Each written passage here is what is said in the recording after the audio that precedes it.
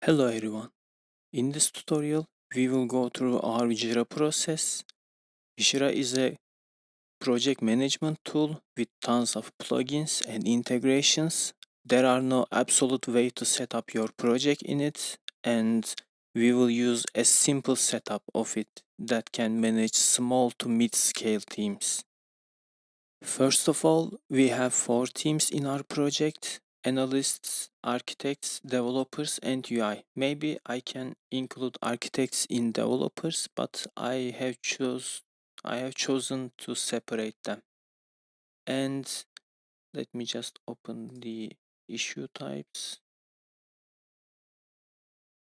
Okay. And we have epics, bugs, stories, and tasks as our work types, issue types.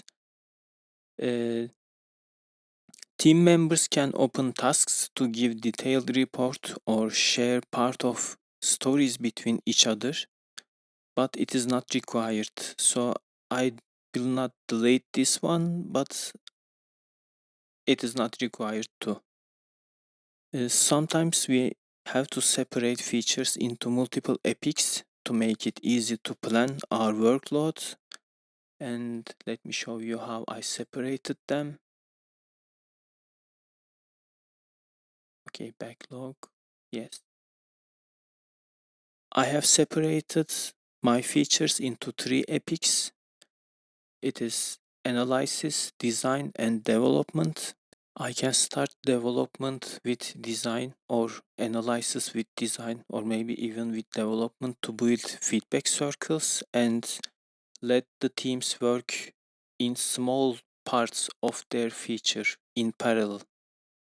So that's it for epics. I have created some epics we need to create our project timeline, or you can call this Gantt chart. Gantt chart and timeline is the same thing.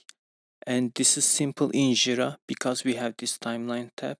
And if we give our epics a start date and due date, our timeline will look like this.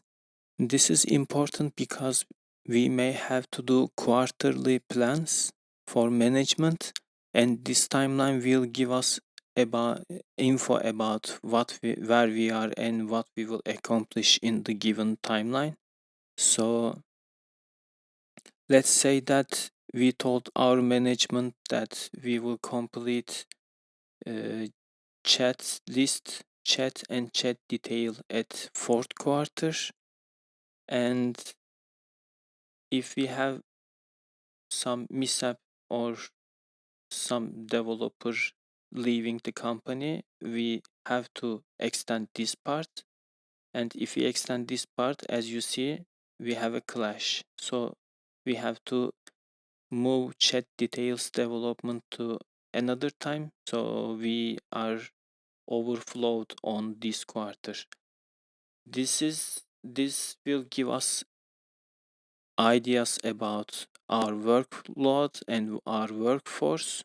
So if we do this, we may ask management to extend our timeline or just leave this chat detail feature our from our quarter, or maybe if we can or maybe we can ask them to hire new developers so we can complete this chat development in fewer days, and we can complete this chat detail development too in time.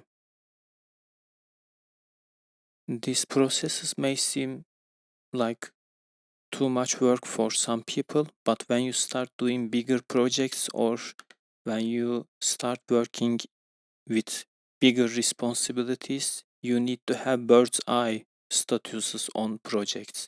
So this will give you idea about where we are. If I have this timeline here in correct shape, I can just come here and look like, oh yes, okay, I can do this. This team can do this feature in this quarter or this timeline. So this team is going good, or maybe I can go for, oh yes, this team just won't be able to complete our quarterly plans. So I may need to revisit this team's hierarchy. And if we don't do this one, we are going like in the dark. If I am the manager of this project and this project,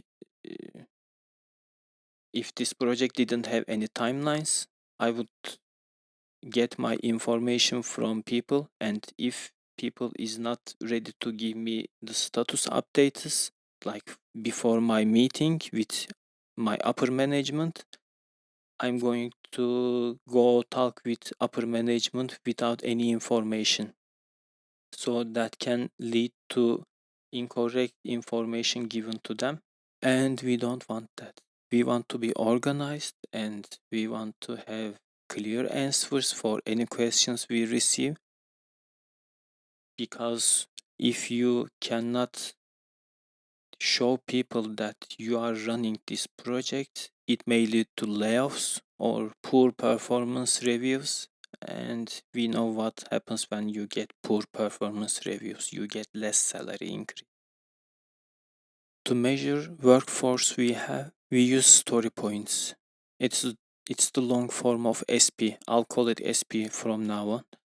When we create teams, we first ask them to define one SP of work. That can be creating an API and returning simple data from the database or for backend, or it can be maybe creating a screen and integrating an backend API to show response data in screen for mobile. In sprint planning meeting, developers will try to measure stories. Like I have given these stories their SP, and we have to try being concise, because if you give wrong estimate to tasks or stories, it will affect your planning. And if we have bad planning, we will have to go revisit our timelines in every sprint planning, and we don't want to do that for sure. Let's take phone number screen for example. We have a phone input and it has formatting and validations. It will have a flag, a country code, which we will open country selection screen when tapped, and formatted phone number. And we have one API integration to send our entered phone number to backend to send SMS OTP.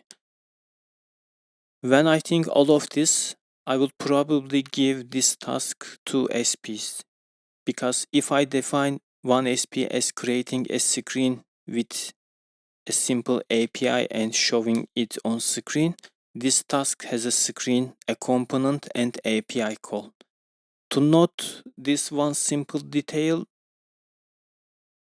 if we want to start this task in parallel with design team, we may go for maybe ask design team to create phone number input first as a component, and developers can do this component in parallel with designers, because when developers are completing the component, design team can continue working on the screen. Project management is all about measuring the workforce and assigning everything to run in parallel as much as it can. You can think of this like a CPU working on multiple threads or multiple cores.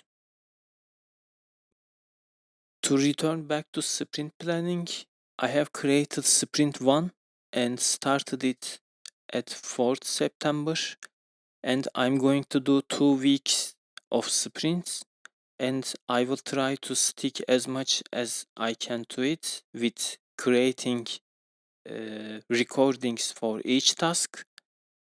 And normally after a sprint finishes, team has to create sprint review report and they share it to management, or maybe they do a sprint review meeting with every shareholder in this meeting, and they can go through the meeting, go through the sprint review report together.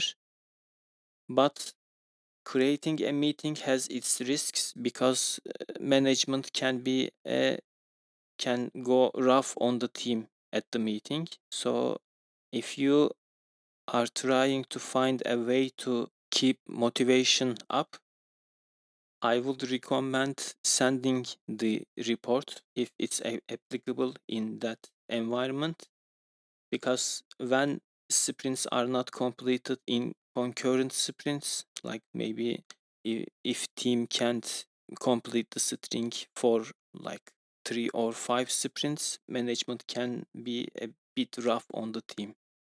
We may try to create a sprint report after sprint 1 ends, or maybe we can wait for a couple of sprints if we add charts in sprint report. Couple of sprints will give charts a nice data to show. That's why we are waiting for a couple of them.